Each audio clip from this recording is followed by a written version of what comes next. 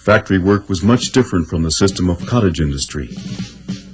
Under the old system, cloth merchants had a fairly close relationship with their workers and generally took an interest in their well-being.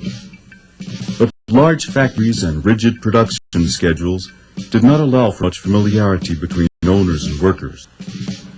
And factory work was more tiring than home manufacturing, even though the factories kept the same 12 to 14-hour work schedule, 6 days a week, that the cottage workers had followed. Factory work had greater production demands, very monotonous, and few breaks were allowed. Working conditions in factories were much worse than in cottage settings. Many of the earliest factories, referred to by labor reformers as the dark, satanic mills, were noisy and dangerous places in which to work, full of dust and fumes that often resulted in permanent physical damage to workers. Children, robbed of their childhoods, worked long hours in the mills, and women and children were paid only a fraction of what the men earned. Many mill owners believed that the lower classes had to be kept poor in order to make them industrious. But even though wages were low, at least workers could rely on them, so that they rarely faced the extreme poverty they had known in the past.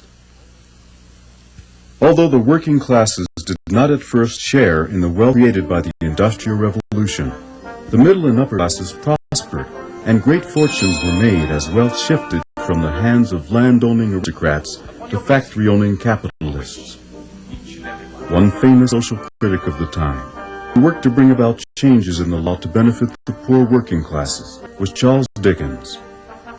His books offer vivid portrayals of life during the first Industrial Revolution. And Karl Marx, a Dickens contemporary, who lived in England for much of his life, his two famous books, Das Kapital and the Communist Manifesto, in response to the social injustices he witnessed as a result of industrialization. During the time of Marx and Dickens, many factories had switched to coal instead of water as a source of power. The problem with using water or wind to run machines is that they could be unreliable sources of energy. A windmill couldn't operate on windless days, and a water-powered factory came to a complete halt during dry spells.